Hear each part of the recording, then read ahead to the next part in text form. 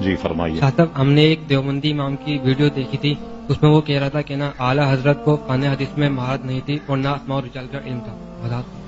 سب سے پہلی تو یہ بات بتائیے کہ آپ نے ویڈیو دیکھی کیوں؟ سمجھ گئے نا؟ یہ تو بالکل ایسی بات ہے کہ میں گڑھے میں کودا اور وہاں مجھے کیل لگ گئی، تو آپ کودے کیوں گڑھے میں؟ سب سے پہلی بات کہ ہمارے علماء نے بے دین بد مذہبوں کی تقریریں سننے سے منع کیا. وجہ کیا ہے؟ جب وہ آپ کے سامنے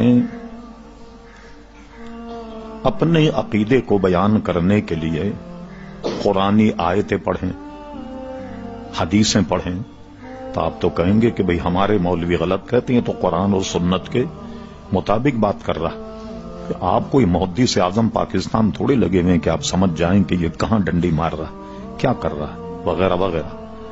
اور دین کی باتیں نا کبھی کبھی شیطان بھی کرتا ہے. مشکاۃ شریف میں ہے بہت طویل حدیث، حضور علیہ السلام نے زکوٰۃ کے مال پر حضرت ابو ہریرہ رضی اللہ عنہ کو پہرے دار بنایا، اس کی نگرانی کیجیے. ایک شخص چرانے کے لیے آیا، حضرت ابو ہریرہ نے پکڑ لیا. بڑی طویل حدیث.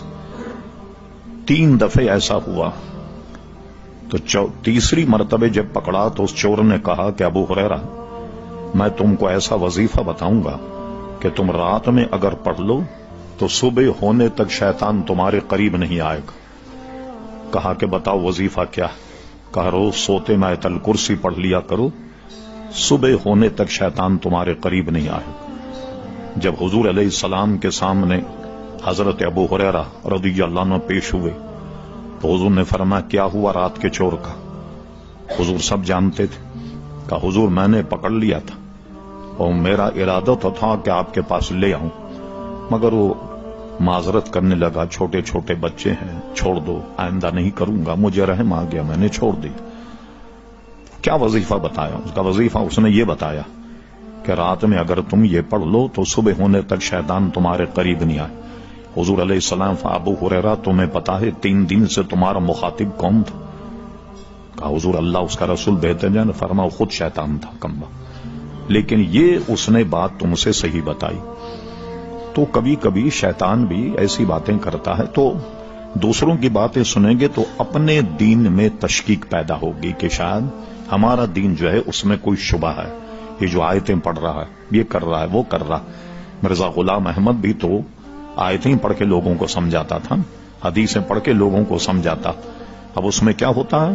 یہ پورا فن ہے جو پڑھنا پڑتا ہے. کبھی کبھی قرآن مجید کی آیت میں جو ظاہر ہوتا ہے وہ مراد نہیں ہوتی، جو مراد ہے وہ ظاہر نہیں ہوتی. کچھ متشابہات بھی ہیں کہ پھر ہم اس میں حضور علیہ السلام کے اقوال دیکھیں گے، مفسرین کے اقوال دیکھیں گے، تب جانچ پڑتال کے بعد ایک مسئلہ نکلتا. یہ نہیں کہ کوئی آدمی تم سے کہے بھائی کہاں جا رہے ہو؟ کہ نماز کے لیے جا رہا ہوں. تم نے قرآن کی آیت نہ پڑھی لا تقربوا الصلاۃ کہ مت جاؤ نماز کے قریب؟ واہ بھائی یہ تو قرآن کی آیت پڑھ رہا. اور وہ یہ اس نے بتایا نہیں وان تم سکارا، جب نشے کی حالت میں ہو تو مسجد کی طرف مت جانا، نماز نہیں پڑھنا. تو اس طرح کے شکوک اور شبہات پیدا ہوتے ہیں. ایک بات. دوسری بات، بہت سی چیزیں آپ اگر ذہن میں رکھیں خود مسائل حل پیدا ہو جائیں. میں نے گزشتہ ہی اتوار کو آپ سے یہ کہا تھا کہ اعلی حضرت امام اہل سنت کے کتاب کا اوپر کا صفحہ میں نے نکال کر کسی وہابی کو دیا اور کہا اس کتاب کو پڑھو. اس نے کہا یہ تو اپنے فن کا امام نظر آتا.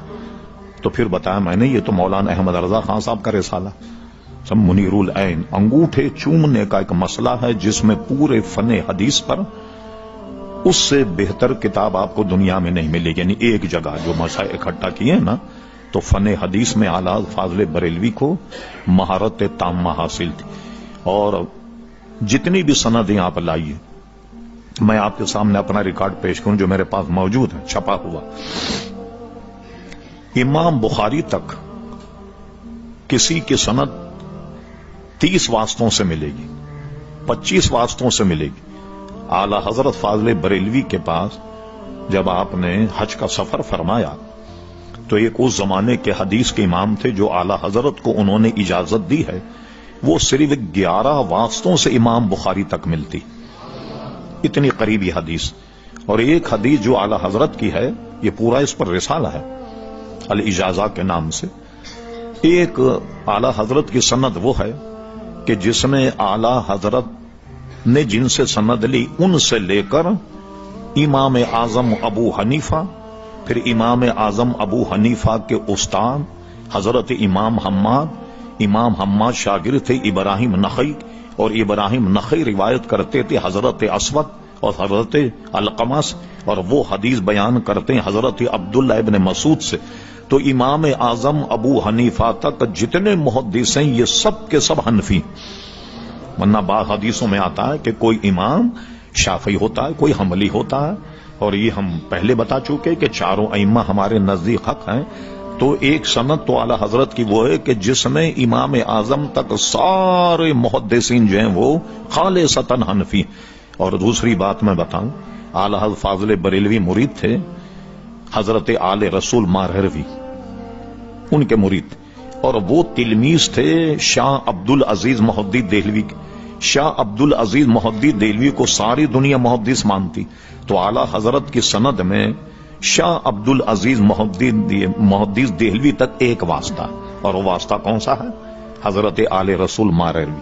فوراً اس کے بعد ان کی سند جو ہے وہ حضرت کیا نام ہے شاہ عبد العزیز محدث دہلوی تک ملتی ہے۔ تو یہ لوگوں کا یہ کہنا، یہ ایسی چیزوں کو سنا نہ جائے کہ آپ کو اپنے مذہب میں کسی قسم کا شبہ اور وہ پیدا ہو، بلکہ علماء نے یہ تک لکھا کہ علماء کو بھی بد مذہبوں کی کتابیں ضرورت کے لیے پڑھنا جائز، ورنہ ان کو بھی جائز نہیں۔ مثلا کسی سے مناظرہ ہو رہا تو ظاہر ہے کہ عالم کو تو ہر مذہب کی کتاب رکھنی ہوگی، قادیانی کی بھی رکھنی ہوگی، رافضیوں کی بھی رکھنی ہوگی، دیوبندیوں کی بھی، کس لیے کہ مناظروں میں کام آئے کہ بتائیں آپ نے فلاں کتاب میں یہ لکھا، فلاں میں یہ لکھا، تو آپ اگر اس کو پڑھیں گے نہیں تو کس طریقے سے ہو سکتا ہے آپ میں سے کوئی پوچھے واہ بھائی یہ تو آپ نے نکال لیا کہ مولوی تو پڑھ سکتے ہیں، ہم دوسرے نہیں پڑھ سکتے۔ میں آپ کو دنیائی مثال سے سمجھاتا ہوں، اب تو خیر ایسا نہیں ہے۔ ایک زمانے بسیں چلتی تھی تو باہر لکھا ہوتا تھا چلتی گاڑی میں اترنا چڑھنا منع ہے، لکھا ہوتا تھا، کبھی دیکھا ہوگا آپ؟ نہیں۔ اچھا کنڈکٹر کو دیکھیں، وہ چلتا ہی چلتی گاڑی میں بیٹھتا ہی اور ہمیشہ چلتی گاڑی سے اترتا ہے، تو یہ اس کے لیے نہیں لکھا ہوا، وہ دن بھر کام یہی کرتا ہے، اس لیے نہیں دھوکہ کھائے گا، نہیں گرے گا کہیں، سمجھ گئے نا؟ تو علماء جو رات دن یہ کام کرتے ہیں تو وہ نہیں پھسلیں گے۔ عوام کا خطرہ ہوتا ہے کہ وہ کوئی دیکھ کر کے ایسی چیز پھسل نہ جائے، اس لیے بد مذہبوں کی تقریریں نہ سننی چاہیے اور نہ ان کی کتابیں پڑھنی چاہیے، اور علماء کو بھی بغیر ضرورت کے وہ کتابیں پڑھنی نہیں چاہیے، ضرورت کے لیے ان کے لیے جائز ہے۔ اس لیے میں آپ کو یہی ہے کہ وہ اس نے جو بات کہی وہ تو غلط کہی، مگر آپ کو وہ نہ ان کی تقریر سننی چاہیے پڑھنا چاہیے۔ اب میں اس کی 2-3 مثالیں دیتا ہوں۔